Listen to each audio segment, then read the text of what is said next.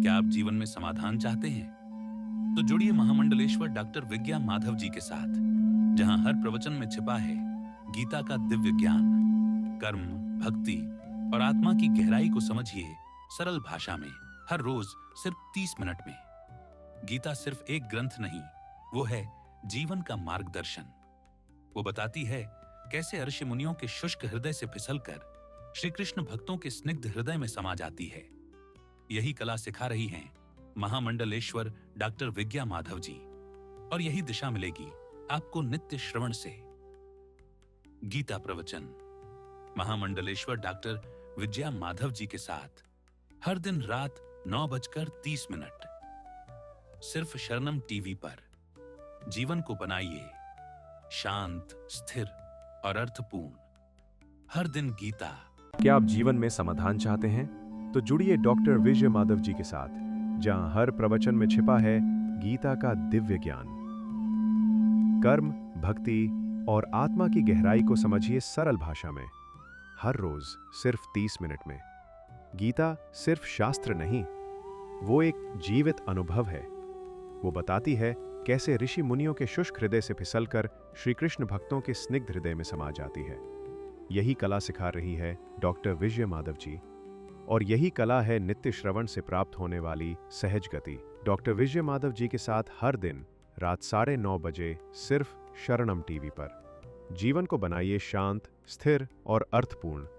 हर दिन गीता, हर दिन शरणम। ओम नमः भगवते वासुदेवाय। उन्होंने कहा कि ये देह ही नित्य है, मर नहीं सकती, ये समझ लो। और देह मरेगी, वो देह प्रेत की मिल जाएगी, बहुत की मिल। इससे अच्छा है कि हम इस देह का ही सही रूप से उद्धार कर लें। 31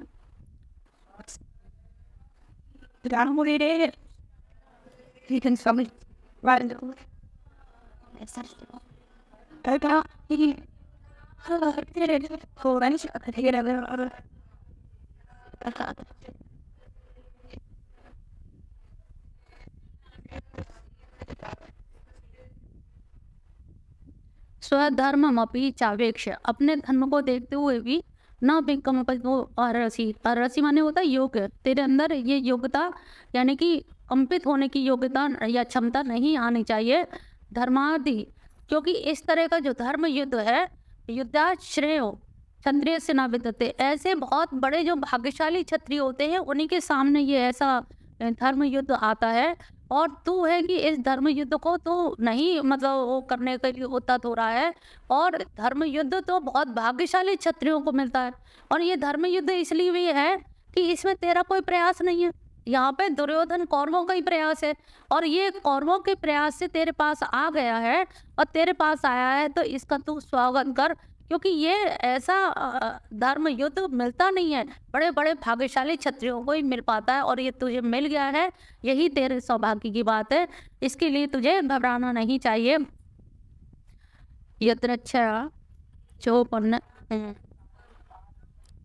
सुखिन क्षत्रिय पार्थ लवंते युद्धम इद्रशम। इस प्रकार युद्धम इद्रशम, इस प्रकार का युद्ध 32वां श्लोक है। सुखिन क्षत्रिय पार्थ, भाग्यशाली क्षत्रिय के द्वार पर यानी कि लवंते प्राप्त होता है। यदृक्ष माने इच्छा अनुसार। ये एक सिद्धांत है दर्शन का, यदृक्षवाद, यानी कि अपने आप स्वतः चल के आया। तू तो लेने नहीं गया था युद्ध को, ना मैंने चाहा, लेकिन ये हो रहा है और हो गया। जब हो ही गया तो फिर इसमें पीठ क्या दिखलाना। जब हो गया तो इसमें पीठ नहीं दिखानी चाहिए। तो यदृक्षा मतलब स्वतः जो आ गया है, जो उत्पन्न हो गया, तो स्वर्ग का द्वार तेरे लिए खुल गया है। इसमें तू मरेगा तो भी स्वर्ग है, और नहीं मरेगा तो पृथ्वी का लोक। दोनों तरफ से तुझे तो आनंद ही आनंद है, दोनों हाथ लड्डू है। मरेगा तो स्वर्ग की प्राप्ति हो, उसके द्वार अपने आप ही खुले हुए हैं। और ये युद्ध धर्म युद्ध इसलिए कहला रहा है क्योंकि ये अपने आप ये दृक्षा स्वतः आया है। और जो चीज़ स्वतः आ जाती है उसमें तेरे कोई दोष नहीं है, स्वतः आई हुई चीज में। इसलिए जो सुखिन पार्थ क्षत्रिय होते हैं, जो भाग्यशाली अपने इस क्षत्रिय धर्म को जानते हैं, वो स्वयं को भाग्यशाली सिद्ध करते हैं, अनुभव करते हैं कि युद्ध हमारे द्वार पे चल के आया है।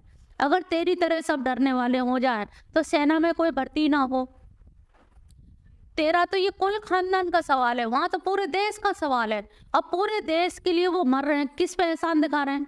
तू तो लड़के अपने नाते रिश्तेदारों पे एहसान दिखाएगा। मैंने तेरा सारथित्व स्वीकार कर लिया, तो जब सब भाइयों के बीच में तेरी शान शौकत बनेगी। लेकिन जो सेना में भर्ती होते हैं तो बेचारे मर भी जाते हैं बेमौत, अपने प्राण लगा देते हैं।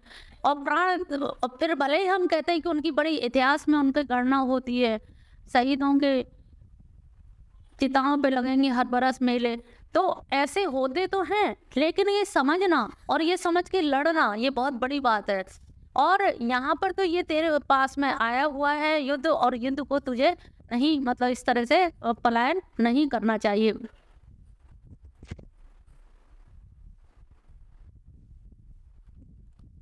33वां अधचेतम अम्यमं धर्म संग्राम न करिष्यति। इनमें कम अर्थ है थोड़ा सा।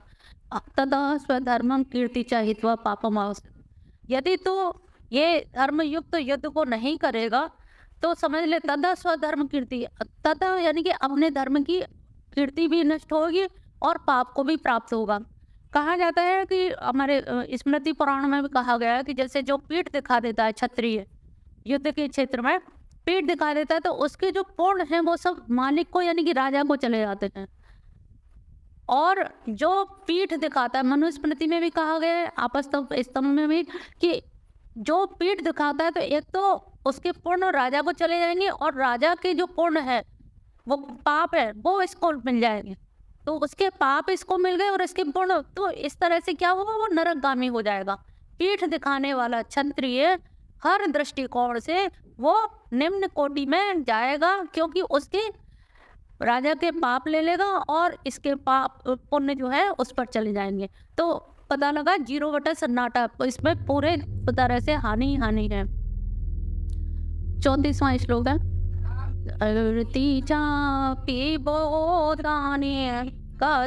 गूंज संतों की वाणी और ब्रज की रच से भरे उस स्थान पर जहां हर श्वास में श्री कृष्ण का नाम बसता है। डॉक्टर विजया माधव जी के सानिध्य में बन रहा है माधव भवन, एक दिव्य आध्यात्मिक केंद्र। आप भी बनिए इस पुण्य कार्य का हिस्सा केवल 10,000 रुपए प्रति वर्ग के सहयोग से। और यदि आप चाहते हैं कि आपका या आपके पूर्वजों का नाम हमेशा इस सेवा में अमर रहे, तो केवल 5 लाख रुपए देकर बनवाइए एक व्यक्तिगत कमरा व्यक्तिगत रूप से रहने के लिए आपके या आपके पूर्वजों के नाम से। यह न केवल एक निर्माण है, बल्कि ब्रज भूमि में आत्मा के कल्याण का एक अमूल्य अवसर है। ब्रज का आनंद उठाइए, जीवन को कृतार्थ बनाइए।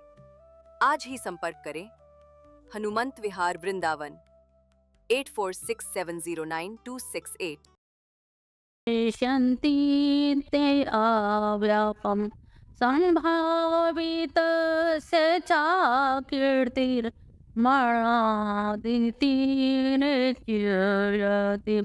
अपकीर्ति चापी भूतानी। और तो और तेरी इस जगत में जो अपकीर्ति होगी वो ऐसी होगी कि जो अव्यय यानी कि कभी समाप्त ना होने वाली होगी, और उस कीर्ति को तू जो नष्ट करेगा, अपकीर्ति के कारण तेरी बड़ी बदनामी होगी। और इतनी बदनामी होगी संभावित से चाहे अपकीर्ति मरना, और ऐसी अपकीर्ति से तो मरना ज़्यादा अच्छा है। ऐसे कहते हैं ना, बदनामी से तो मरना ठीक है, तो ऐसी बदनामी से मरने के लिए वो कहते हैं कि अगर तू मर जाएगा तो उसमें तेरी ज़्यादा कीर्ति स्थापित होगी कि फला एक थे और ऐसे ऐसे तुझे याद किया जाएगा। लेकिन अगर तू मरने से डरेगा, पीठ दिखाएगा, तो इसमें कोई भी, क्योंकि द्रोणाचार्य के और भीष्म पितामह की निगाह में तो ते वो बहुत बहादुर धनुर्धारी है, उनकी निगाह में तेरा जो सम्मान है वो बहुत उच्च कोटि का है। और जब तू पीठ दिखा के जाएगा तो उनको खुद लगेगा कि अरे, और ना कोई ये श्रेय समझेगा कि तूने उनकी वजह से पीठ दिखाई है। पीठ तो जिसकी वजह से दिखा रहा है द्रोणाचार्य भीष्म पितामह की तरह से, तो वो ये भी नहीं समझेंगे, एहसान में नहीं मानेंगे कि इसने मेरी वजह से, हमारे लोगों की, हम लोगों के मोह के कारण, हम लोगों के प्रेम के कारण उसने पीठ दिखाई है। वह हमेशा तेरी अपकीर्ति होगी उनके दृष्टिकोण में। जो तेरा एक मान सम्मान है, जो एक धनुर्धारी का सर्वोच्च लेवल पे तेरा जो सम्मान है, वो सम्मान भी घटित हो जाएगा, तो पतित हो जाएगा। तो ये समझ नहीं रहा, तो उनकी भावनाओं को क्यों चौपट करने में लगा है। उनकी भावनाओं का ख्याल रख, द्रोणाचार्य की दृष्टि में तो सबसे सर्वोत्कृष्ट धनुर्धारी है। अगर ऐसा ना होता तो धनुर्धारी बनाने के लिए एकलव्य का अंगूठा जो लिया गया सिर्फ तेरी सर्वोच्चता सिद्ध करने के लिए, लेकिन आज जब सिद्ध करने का मौका आया तो तू वहीं से पलायन कर रहा है। ये तेरे लिए बड़े ही अपयस की बात है।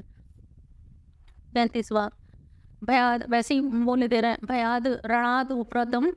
अगर तू भय से रण से उपरत हो रहा है, अगर तू इससे भाग रहा है, वस्यन्ते त्वम महारथा येषां च त्वम बहुमतो भूत्वा यास्यसि लाघवम्। बहुत लाघव को यानी कि छोटेपन को, तुच्छता को प्राप्त होगा अगर तूने ऐसा कहा, क्योंकि बड़े बड़े महारथियों ने, ये महारथी द्रोण और उनको तो गिराया, ये इनके अलावा और भी सबके बीच में सभी को यह था कि ये अर्जुन सबसे ज़्यादा, हालांकि भीम शक्तिशाली है लेकिन अर्जुन में जो बाण चलाने की, गांडीव चलाने की जो धुरंधरता है वो किसी और में नहीं है। ये अगर तू ऐसा करेगा तो ये बड़े ही लाघव यानी कि तुच्छता को यानी कि नीचता को प्राप्त करेगा। 36वां अवादच्य वादाश्च, यानी कि अनकहनी भी कहेंगे। कौन कहेंगे? बहु ने पदिश्यंती तब आहिता, तेरे अहित में, मतलब इतना बड़ा अहित होगा कि बहुत सारे लोग ऐसी बात कहेंगे जो तू सुन भी नहीं पाएगा, जिन्हें कहना भी नहीं चाहिए वो सब तेरे बारे में कहेंगे। निंदस्तो तब, और तेरी निंदा करेंगे। सामर्थ्य में ततो तुक्तरम मुक्ति, अगर और इतनी निंदा करेंगे और उससे तो इतना दुखी होगा जिसका फिर कोई उपाय नहीं होगा। कभी कभी हम लोगों से ऐसी गलती हो जाती है, बाद में पछताते हैं कि अगर कली कर लेता है तो शायद इतना अपयस ना होता। तो ये कह रहे हैं कि तेरी मतलब राम के टाइम में देखा, धोबी नहीं तो कह दिया ना, किसी बहुत व्यक्ति बड़े ने तो कहा नहीं था, चाहते तो राजा राम उसको अंदर जेल में डाल देते, बोलती बंद हो जाती, लेकिन उन्होंने नहीं किया, क्योंकि लोक मर्यादा होती है, लोक धर्म होता है। हर प्रजातंत्र में जैसे हर एक को बोलने का अधिकार है, प्रजा का भी अपना महत्व है राजाओं के आगे।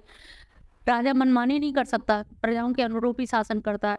जब राम नहीं रोक पाए, वो तो एक धोबी था अदना सा, तेरे तो ये सब नाते रिश्तेदार होंगे, अब तेरे अहित में ऐसी ऐसी बातें कहनी अनकहनी, ऐसी ऐसी बातें कहेंगे कि तू सुन नहीं पाएगा, और सुन नहीं पाएगा तो क्या करेगा? इससे तो मैं मर ही जाऊं, तो आत्महत्या करने के लिए स्वयं उद्यत हो जाएगा।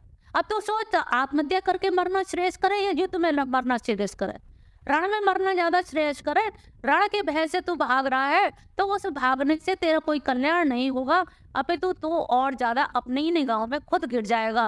फिर तू कृष्ण से कहेगा, कृष्ण आप तो धर्मज्ञ थे, समझदार थे, आप ही मुझे कुछ इशारा कर देते, आप ही मुझे समझा देते, क्यों मैं ऐसा करता?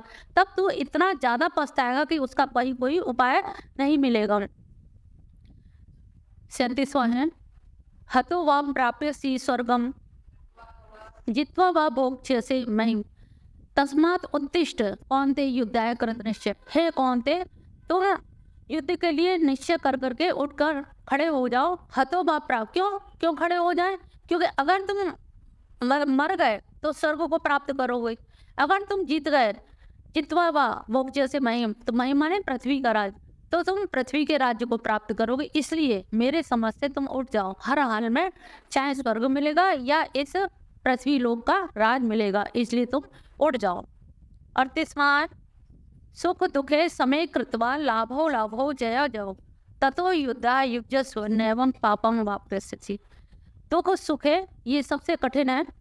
दुख सुखे, लाभ अलाभ और जया अजय, इन तीनों चीजों में समय कृत्वा, समभाव, दोनों में सुख दुख में समान बहुत कठिन है, लाभ हानि में बहुत कठिन है। तो ऐसे में जय और पराजय दोनों में सम, दोनों को बराबर तराजू की दोनों पटलों में बराबर रखेगा, तो तेरे अंदर का कि मैं लड़ रहा हूँ, मैं कर रहा हूँ, मैं जीतूंगा, मैं हारूंगा, ये हट जाएगा। तो मैं करके जो हल्ला मचा रहा है, ये तेरा कि मुझे नरक मिलेगा, कि मेरे ये नरक वासी और मेरे पितर लोगों का उद्धार नहीं होगा, दुष्टासु, ये सारी जो चीजें हैं ये इनसे तो मुक्त हो जाएगा।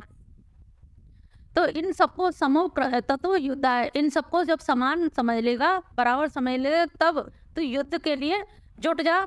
नैवं पाप, इससे क्या है, तुझे पाप भी नहीं लगेंगे। तो कितना कोई भी मार देगा, वो धर्म युद्ध है, धर्म के लिए मार रहा है, धर्म की स्थापना के लिए मार रहा है, इसलिए तुझे कोई भी पाप नहीं लगेगा। 39 येषां ते अभिहिता सांख्ये बुद्धिर्योगे शृणु बुद्धिया युक्तो यया पार्थ कर्म बंधन प्रयास्यसि। हे पार्थ, ये बुद्धि तेरे लिए ज्ञान योग के विषय में कही गई, यहाँ तक भगवान ने ज्ञान योग यानी कि सांख्य योग बताया। सांख्य योग का बताया, सम्यक ज्ञानम इति सांख्यम, सांख्य योग का उन्होंने वर्णन किया। लेकिन अब जब इन्होंने देखा कि जब मैंने सांख्य की ज्ञान की बात कही तो ये कहीं कतराता हुआ, क्योंकि धार्मिक तो था नहीं। अर्जुन धार्मिक होता तो युद्ध के ही लिए ना आता, पहले ही कहता भैया दे दो, हम क्यों 5 गांव मांगे, भीख मांग के खा लेंगे। लेकिन ये धार्मिक भी नहीं है, लेकिन धार्मिक होने का नाटक कर रहा था कि वैदिक वेद में ऐसा दिया गया है, हमारे पितरों का उद्धार, पितर कैसे होंगे, हमारा ये सब नष्ट हो जाएगा, इनको मारने में कोई लाभ नहीं है। तो ये सब जो बातें कर रहा था, तो भगवान ने सबसे पहले सांख्य योग यानी कि ज्ञान नहीं बताया कि देखे कितना ज्ञानी है। ज़्यादा ज्ञानी होगा तो टिक जाएगा, और ज्ञान कहाँ टिकता है? शुद्ध अंतःकरण में। और यहाँ पर मन क्या है? दोलायमान हो रहा है, उसका चित्त दिग्भ्रमित हो रहा है, तो अंतःकरण तो शुद्ध है नहीं है। अंतःकरण शुद्ध करने के लिए भगवान आगे बताते हैं कर्म योग कर। कर्म करेगा तो कर्म करने से, तुम लोग घर में भी झाड़ू पोछा करते हो तो मन हल्का हो जाता है कि हाँ, यहाँ पे भगवान जी की सेवा में भी सोनी सेवा जो कहा जाता है ना, झाड़ू की सेवा सबसे उत्तम सेवा कही गई है। क्योंकि इससे क्या है, चित्त एक तो अहंकार चला जाता है। तुम सबके सामने झाड़ू लगाओ, नहीं लगाओगे, सब चले जाए तब लगाएंगे, सबके सामने लगाओ, क्योंकि हमारा अहंकार है ना वो आड़े आ रहा है। तो यहाँ पर वृंदावन में इसीलिए सोनी सेवा को बहुत महत्व देते हैं कि जो सबके सामने झाड़ू लगा ले, समझ लो उससे ज्यादा महान कोई नहीं है। तो सफाई करने से, भगवान के नित्य नैमित्तिक कर्म करने से क्या है, अंतःकरण शुद्ध होता है, अंतःकरण शांत होता है, और शुद्ध अंतःकरण में ही ज्ञान ठहर पाता है। यहाँ पर अर्जुन का चित्त ठहरा हुआ नहीं है, अंतःकरण शुद्ध नहीं है, इसीलिए उसे ज्ञान की बात नहीं भाई। तो भगवान कह रहे हैं यहाँ तक तो मैंने तुझे ज्ञान दिया, लेकिन अब मैं तुझे समझ लिया कि तेरी बुद्धि का स्तर क्या है। कह रहे हैं मुझसे ही गलती हो गई, मैं तुझे बहुत विद्वान समझ बैठा था, मैंने समझा था कि तू मेरे गोपियों की तरह से ही होगा। गोपियां तो गृहिणी थी, घर में रहने वाली थी, तब उनके शास्त्रार्थ में उन्होंने मुझे हरा दिया। महाराज के टाइम में महाराज करना पड़ा, उन्होंने तादात्म्यकरण स्थापित कर लिया। मुझे लगा अर्जुन उनसे ज़्यादा विद्वान तो हो ही होगा, ये थोड़ी मालूम था कि ये उससे भी गया बीता है। तो इतना इसका स्तर नीचा है, ये तो मुझे नहीं मालूम था। लेकिन मैं अब नीचे स्तर पर आकर के ही इसको ज्ञान की बात के बाद में अब मैं कर्म की बात समझाऊंगा, और जब ये कर्म योग सीखेगा तब इसका अंतःकरण शुद्ध होगा। अंतःकरण शुद्ध होने से इसके अंदर ज्ञान यानी कि एक डिटर्मिनेशन यानी कि निश्चयात्मक ज्ञान होगा, और निश्चयात्मक ज्ञान के द्वारा ही ये आगे निर्णय कर पाएगा कि क्या उचित है क्या अनुचित है। नया अभिक्रम नाशो अस्ति प्रतिभयो न विद्यते स्वल्पमस्य धर्मस्य त्रायते महतो भयात्। संक्षिप्त में बताए दे रहे हैं, लोगों को टाइम की जल्दी मच रही है कुछ लोगों को। नया अभिक्रम नाशो, ये जो कर्म योग है, कर्म योग में कितना भी तुम थोड़ा सा भी कर्म कर लोगे वो उसका किए हुए का नाश नहीं होता है। मोटे मोटे अक्षर में तुम्हें बता दें, और इसका प्रतिभयो न विद्यते, पाप भी नहीं लगता है। कर्म जैसे तुमने किया, कुछ चीज लिख रहे हो, कागज में लिखा और फिर छूट गया, घर जाना पड़ा, लेकिन जो लिखा हुआ है वो नहीं मिट जाएगा। वो तो लिखा ही है, आधा पन्ना लिखा है तो आधा ही लिखा रहेगा। लेकिन धार्मिक काम में क्या है, अगर तुमने धर्म का काम किया है, अनुष्ठान किया है, अगर तुमने पूरा नहीं किया, विधि विधान से नहीं किया, तो वहां पर तुम्हें पाप लगेगा। और पाप का यह है कि जैसे आपने बहुत बड़ा यज्ञ किया और उसमें यज्ञ के लिए दायां पैर ऊपर होना चाहिए, बायां पैर नीचे, अगर आपने उल्टा पैर रख लिया, दायां नीचे बायां ऊपर, तो देवता रुष्ट हो जाएंगे। या हवन करते हैं, धुएं से आंसू आ जाते हैं, तो उसमें भी कहते हैं प्रायश्चित करना चाहिए, इससे देवता लोग चले जाते हैं, उनको पुनः आह्वान करके बुलाना पड़ता है। या फिर उच्चारण जो यज्ञ करते हैं, यज्ञ में उच्चारण में उदात्त अनुदात्त 2 स्वर होते हैं, ऊपर और नीचे। इन स्वरों में अगर अंतर हो जाता है तो भी विपरीत वो घटना घटित हो जाएगी। जैसे वृत्तासुर ने इसके उत्पत्ति के लिए इंद्र ने से जब यज्ञ हुआ तो इंद्र को मारने के लिए या इंद्र से मरने की और से में ही अंतर हो गया। तो इंद्र को मारने के लिए यज्ञ कराया गया कि ऐसा पुत्र पैदा हो जो इंद्र को मारे, और उच्चारण के ऊपर नहीं। गूंज, संतों की वाणी और ब्रज की रच से भरे उस स्थान पर जहां हर श्वास में श्री कृष्ण का नाम बसता है, डॉक्टर विजया माधव जी के सानिध्य में बन रहा है माधव भवन, एक दिव्य आध्यात्मिक केंद्र। आप भी बनिए इस पुण्य कार्य का हिस्सा, केवल 10,000 रुपए प्रति वर्ग के सहयोग से। और यदि आप चाहते हैं कि आपका या आपके पूर्वजों का नाम हमेशा इस सेवा में अमर रहे, तो केवल 5 लाख रुपए देकर बनवाइए एक व्यक्तिगत कमरा, व्यक्तिगत रूप से रहने के लिए, आपके या आपके पूर्वजों के नाम से। यह न केवल एक निर्माण है, बल्कि ब्रजभूमि में आत्मा के कल्याण का एक अमूल्य अवसर है। ब्रज का आनंद उठाइए, जीवन को कृतार्थ बनाइए। आज ही संपर्क करें हनुमंत विहार वृंदावन 8467092268। मुझे स्वर्ग के उदात्त और अनुदात्त के होने से इतना अंतर पड़ गया कि इंद्र से मरने वाला पुत्र पैदा हो। तो सोचिए कि यज्ञ में थोड़ा सा भी स्वल्पों से थोड़ा सा भी त्रुटि महान भयंकर पाप के या भयंकर परेशानी को में डालने वाला होता है। इसलिए ये कर्मयोग या भगवान का शरणागति, इसमें हमें कोई भय नहीं होती। जितना हमें ज्ञान हो गया है उस ज्ञान को कोई भुला तो देगा नहीं, लेकिन जितना हमने कर्म कांड किया है, हवन कर रहे, बीच से उठ गए, आंधी तूफान आ गया, आग बुझ गई, खंडित हो गया, तो पता लगा खंडित ही हो गया, उसका कोई फल हमें नहीं मिला बल्कि उल्टा और दुष्परिणाम झेलना पड़ता है। इसलिए यहाँ पर कर्मकांड का थोड़ा सा विरोध करते हुए उन्होंने निष्काम कर्म योग की स्थापना की। क्या अर्जुन इतनी मंद मति वाले थे कि उनको इतना समझाना पड़ा? सामान्य बुद्धि से भी निम्न स्तर की बातें जो सुनने को मिल रही हैं, तो जब वो देखते हैं, गहन अन्वेषण करते हैं, सर्वेक्षण करते हैं, तो ऐसा लगता है कि जो मनो बीमारी है, दरअसल जो ये लोग अज्ञातवास में थे, 12 वर्ष के वनवास में थे, उस समय जयद्रथ ने द्रौपदी का अपहरण कर लिया और जयद्रथ के अपहरण करने के बाद में अर्जुन का खून खोला, क्योंकि धनुर्धारी है, खून खोलना स्वाभाविक है। लेकिन जैसे ही वो मारने के लिए उद्धत हुए, धर्मराज युधिष्ठिर ने कह दिया कि नहीं, ये हमारे बहनोई लगते हैं और बहनोई होने के नाते मारने का हमारा हक नहीं है, ये पूजनीय है। तो वही है कि दांत मिसमिसी करके वो एकदम से शांत हो गए। तो अनेक बार ऐसे हुआ, कौरवों से लड़ाई, अकेले थे तो लड़ लिए, लेकिन जब जब उन्होंने तरगस से तीर निकालने की कोशिश की, बड़े भाई थे, इतना उस समय भाइयों में इतना अदब रहता था छोटे और बड़े का कि वो कुछ चाहते हुए भी बोल नहीं पाते थे। अगर बड़े भाई की अनुमति नहीं है तो वो नहीं, अगर ऐसी अनुमति होती तो ये जब जुआ चल रहा था, खेल चल रहा था, उसी समय सब लोग विद्रोह कर सकते थे कि भाई आप हमें क्यों दाव पर लगा रहे हैं। माना कि हम भाई हैं, लेकिन दाव पे लगाने के लिए भाई थोड़े ही है। या द्रौपदी को क्यों लगा रहे हैं, कोई भी उफ नहीं करा, सब अपने दांत पीस के रह गए कि हम कुछ कर नहीं पा रहे हैं। बड़ी असहाय स्थिति, और इसलिए थी ये असहाय स्थिति अपने बड़े भाई के होने के कारण। बड़े भाई जब असहाय स्थिति में देखा कि उनकी बिना आज्ञा के हम नहीं मतलब कुछ कर सकते, तो एक ऐसा होता ना, मतलब किसी चीज में दबाव, इतना ज्यादा दबाव उन्हें अनुभव होने लगा कि जैसे लगा कि बोलने की या विद्रोह करने की क्षमता ही समाप्त हो गई। जैसे हमें होता है ना कि हमारी कुछ चलेगी नहीं, बेकार है बोलना, बस पछताते रहते हैं। तो अर्जुन की भी एक मनोव्यथा थी, और वो मनोव्यथा इस तरह की थी कि हमें कुछ बोलने का अधिकार नहीं है, और जब अधिकार नहीं है तो कुछ भी कहना या विद्रोह करना या कुछ करना, तो मानसिक रूप से वो इतना, कहते ना, दब्बो टाइप का हो जाना, इतना दब जाना कि उनके अंदर का जो रक्त था क्षत्रिय का, वो क्षत्रियत्व भी दब गया, क्षत्रियत्व भी क्षरित हो गया, खून भी पानी की तरह से हो गया, और उन्हें लगा कि नहीं, मैं अब कुछ करने लायक नहीं हूँ। वही होगा जो धर्मराज युधिष्ठिर चाहेंगे, मेरे मानने से या मेरे करने से कोई लाभ नहीं होगा। तो 20वें श्लोक तक समझाते हुए आते हैं, फिर अब 21वां श्लोक वो बोलते हैं, सभी लोग पाठ करेंगे।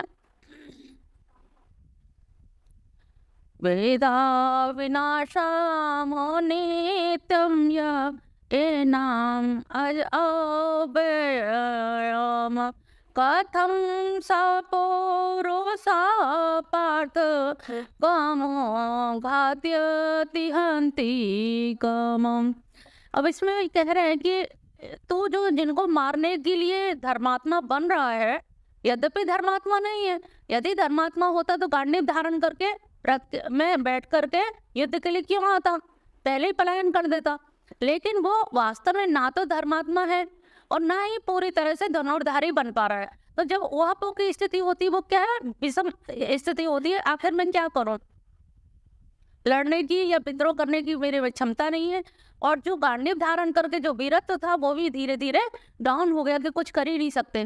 तो ऐसी स्थिति में उनकी मनोव्यथा इतनी अधिक सरप्लस, मतलब ऊपर से प्रेशर पड़ रहा है, और उस प्रेशर में वो कुछ भी बोलने की स्थिति में नहीं थे।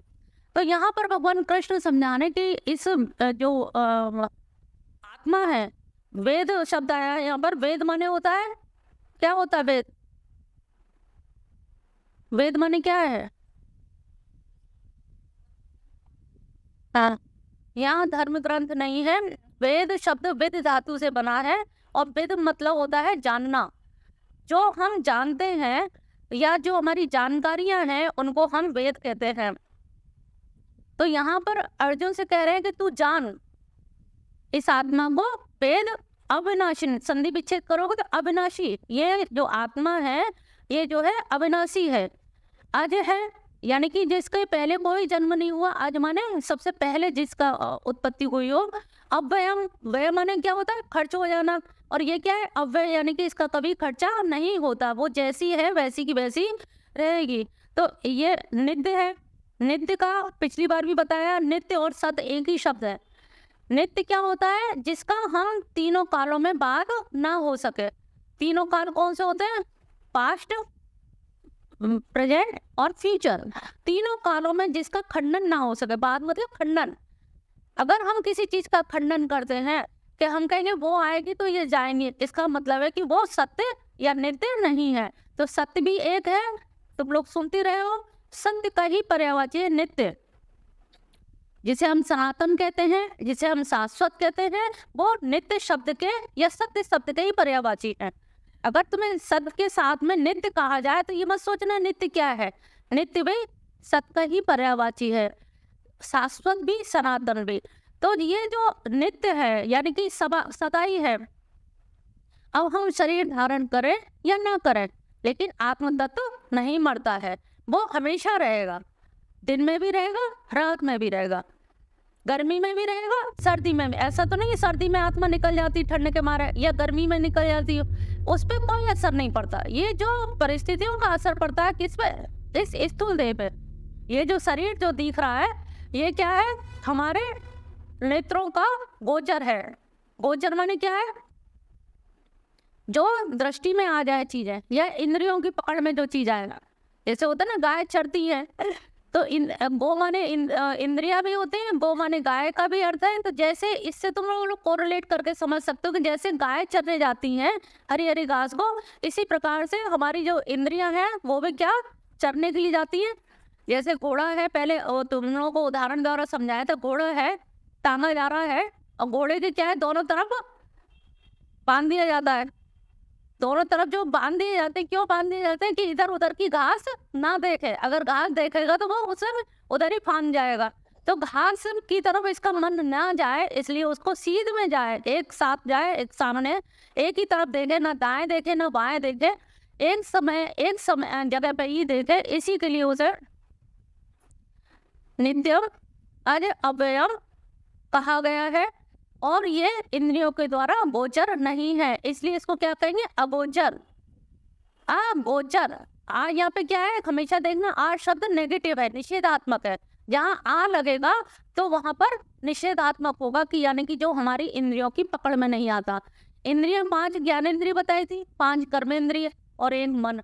एकादश इंद्रिय है और एकादश इंद्रिया भी हमारे वहाँ असफल हो जाती है, पूरी तरह से उसको पकड़ नहीं पाते हैं।